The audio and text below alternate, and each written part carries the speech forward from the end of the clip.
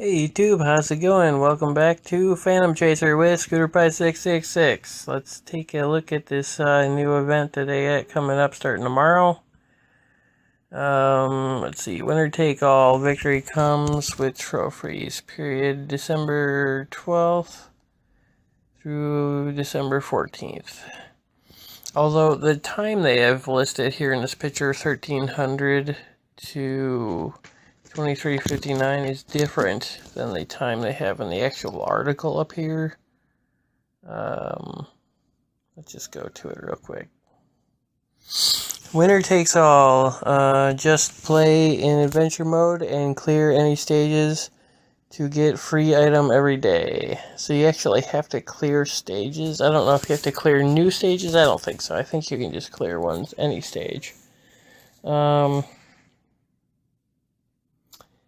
Period December 12th from 12 to the 14th at 23:59. So that's an hour different than the time they listed before. But then it says the task list resets every day at 4 o'clock in the morning, UTC. Anyway, event detail. So you clear adventure mode on normal difficulty or higher to get free rewards. Clear stage 3 times, 100,000 gold. That's good because everybody needs more gold. Clear stage 5 times, growth material summon times 3. Okay, that's cool. And then 10 times to get one whole whopping Starstone. Yay! For the love of God, guys. Okay, look. You need to seriously listen to me. This game is never going to go anywhere unless you make Starstones less rare. You want to charge people to buy Starstones? That's fine, okay? There's nothing wrong with that. You guys need to make money. That's the reason you have a game. I understand that, okay? But for the love of God, the Starstones are too rare. Once you get past all the missions, you can't get them hardly at all anymore. People are going to stop playing the game at that point. They're not going to spend $30 or $40 to get a handful of Starstones every once in a while. It's just not the way it's going to work. You need to make them less rare.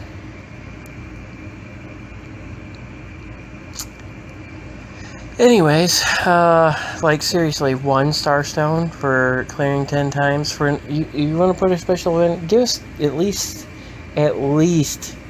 2, or maybe make it so we can clear 20 times and get 5 or something like that. I mean, seriously, 1 Starstone? Are you fucking serious? It's pathetic. It's pathetic. You're killing me with this. Nobody even cares about that 1 Starstone. You spend it in 1 second. You don't even notice it. That's ridiculous. I mean, yeah, good. Keep putting events in and everything, but, really seriously, 1 Starstone? I mean, come on. Alright, so anyway, that's that event. Let's jump into the game and talk about a couple of strategies I picked up. Real quick, I want to go over this comment that was posted on one of my YouTube videos by a Jan Tangapus. Sorry if I mutilated your name. I'm really terrible at that. But he basically says that we should use Taro as a mimic for Baphomet. Then you should have decent healers for support for Mimic, and the main team needs to have a buffer. The other 2 characters can be range, somebody who stays farther back, and 1 dexterity and 1 intelligence preferably. That way you've got a nice spread. I think that's really good advice, actually. I'll go jump back into the game and we'll talk about why this is good advice. Alright, here we are back in the game. Also, real quick, you guys, hopefully if you guys like this video, be sure to hit the like button, and if you haven't already, hit the subscribe button, and hit the bell icon so you can get notifications on new coming videos. And then, if you have any thoughts or something you didn't like about the video, be sure to leave me a comment.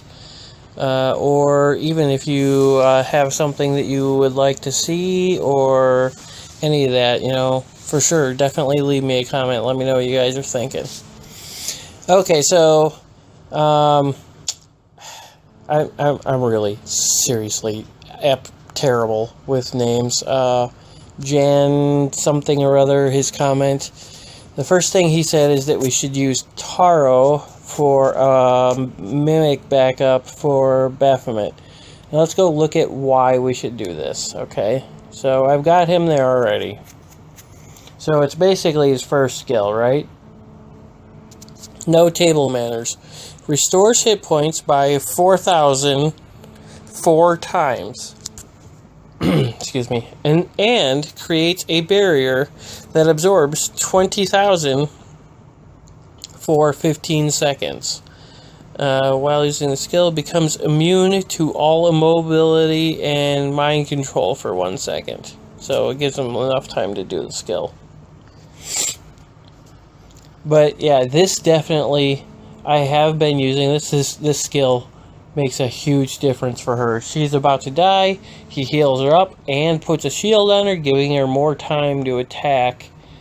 That's a great thing. Definitely having him as a mimic for pretty much anybody who you have in the front row. If you, I mean, most people are going to have Baphomet right now because they just gave us a real easy way to get somebody really strong up in the front row. But if you have a different attacker, let's say you had, like, I don't know, Anubis, he's a strong front line attacker. If you had Anubis, Taro would be a good person to have there. If you had even a defense person, if you had, you wanted to extend out your tank, let's say you had, oh gosh, what's his name, Death Knight up front, and you wanted to put Taro on your Death Knight as a mimic, I mean, definitely, that's definitely a great way to go. Buffer, have a buffer on your team. You could use Elia is one of the options. Her first skill, I've actually been using her as a mimic, but increases party's main stats by 7,630 for 15 seconds. So she's a buffer. And her second skill, she attacks all enemies in the front for 14,000 attack. And she's some other skills. Song of Cleansing removes all debuff placed on party members. She's a pretty strong character to have.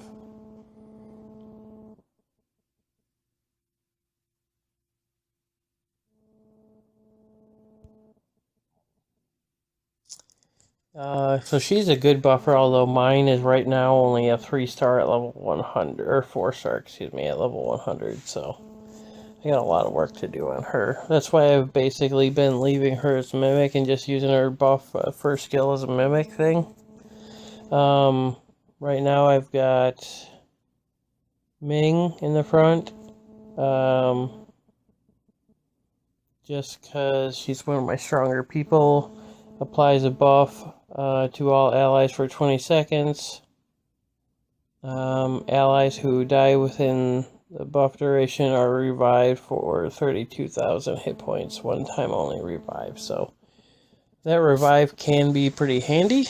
You use it right before somebody dies. And then I have Lulu backing her up. I'm just going to switch this back. Lulu backing her up, and Lulu has a heals entire party by 6,500 over 8 seconds. So that's okay. And then Marie is actually a good long-range attacker.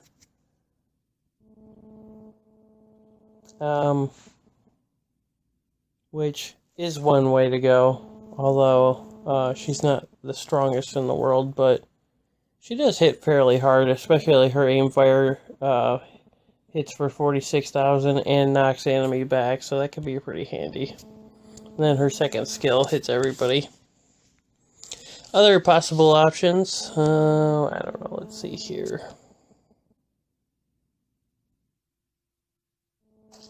He's a mid-range support, but his first attack attacks all enemies in the front, heals entire party, and removes debuffs, so he's another possible option for a healer. If you wanted to put him instead of Lulu. In fact, I'm going to try doing that once. I'm going to put him there and see how that goes.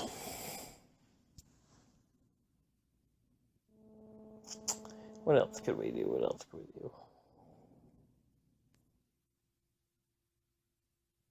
I got a filter on him. Like, where is everybody?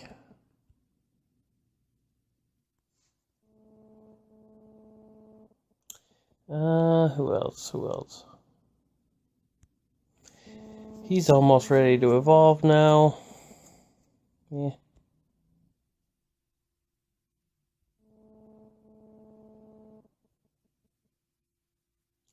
See, he is long-range attack also. So here's what I was talking about. Anubis is a good close-range attacker. He's close-range attack. I definitely want to work on my Anubis at some point. Because he's just a pretty good solid attacker. He moves pretty quick. It's another possible option for close range defense. If you didn't end up getting Baphomet during the event, and you're watching this video later on or something, he could be a possible defense person.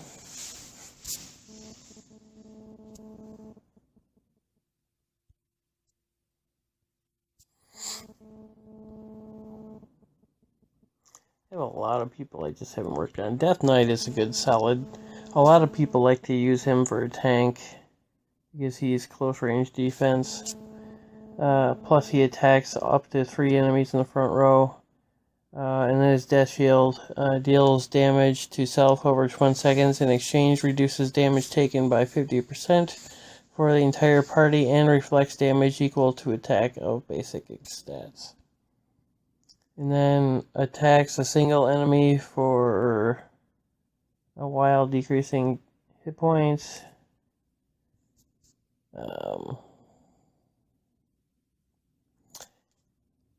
Taking damage while using Death Shield heals all allies by 392. When hit points become 0, becomes invincible for 13 seconds and heals 100% of his hit points. That is the skill right there. Shield in fight this or whatever. That skill that unlocks when he reaches level 80 makes him really annoying to deal with. Because you get him killed and then he just comes right back.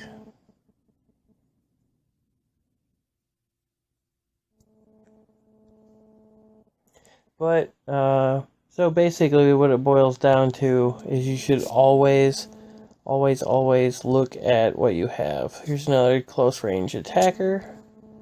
Kill pros. Plus he's adorable. Look at that. Oh, look at that little puppy. Yeah, he's a cutie pie.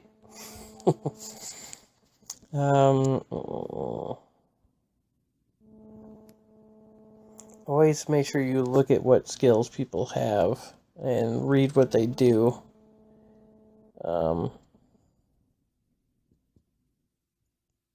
He's got basically a hit point regain on him, which makes him a little bit harder to kill if you've got all the skills unlocked. Definitely looking at your monsters and making sure you know what their skills are is really important. Like, she's a long-range attacker, intelligence-based, attacks all 3 enemies in the front. So that's interesting. She's a back row attacker who hits all 3 enemies in the front. That's pretty interesting.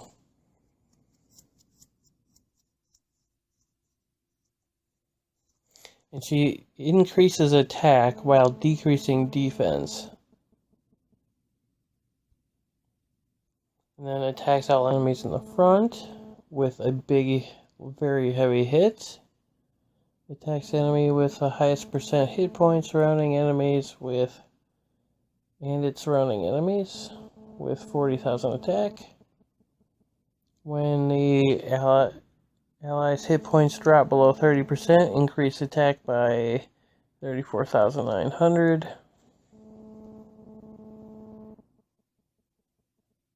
And that stacks each time it's activated. Increase magic penetration by 19,000, intelligence by 20,000, and change basic attack to deal magic damage. So she hits really hard.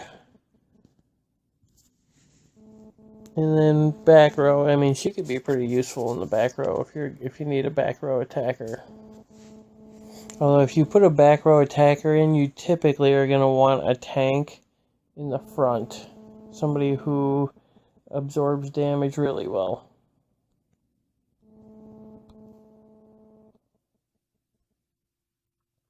Where is he? Where is he? Where is he? I never can find him.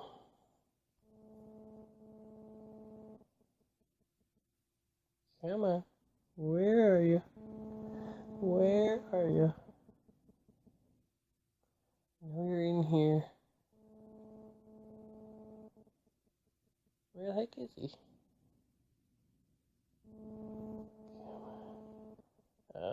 Joker?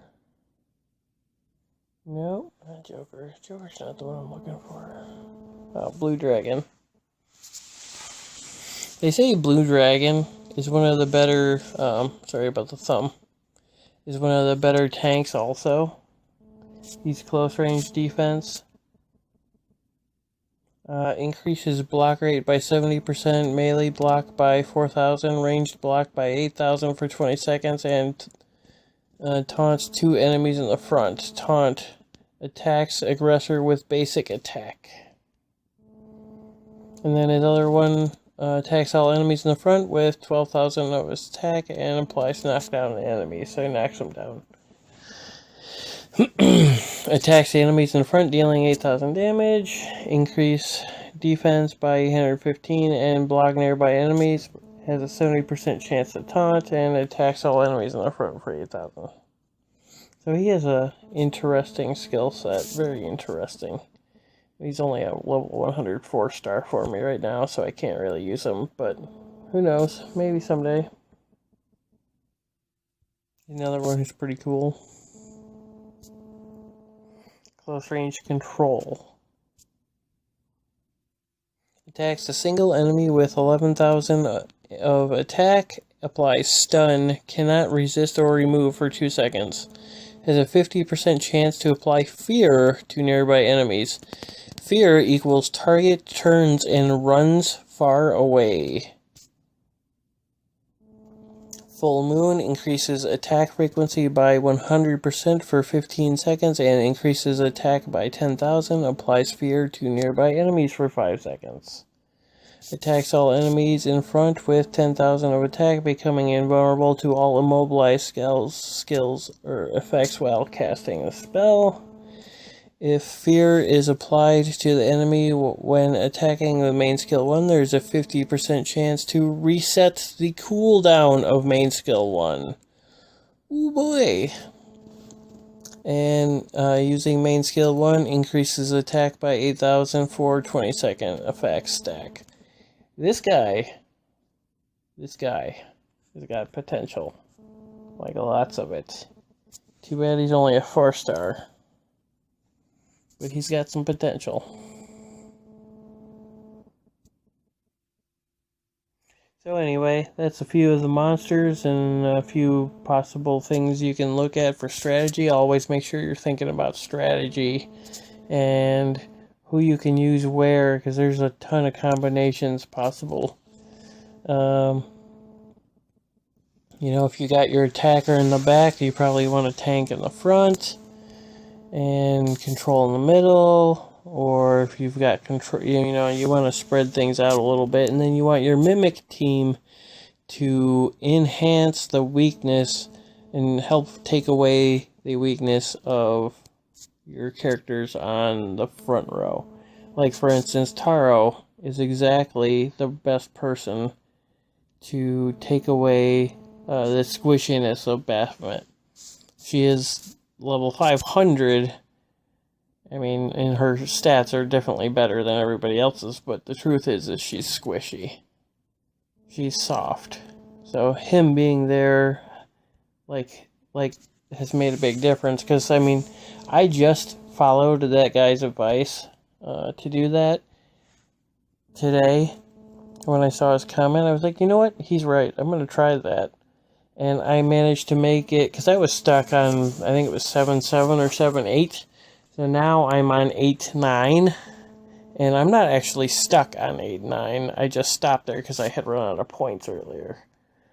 I haven't actually even tried it yet. But anyways, that's it. That's all I wanted to talk about today. You guys stay cool. Have a good one.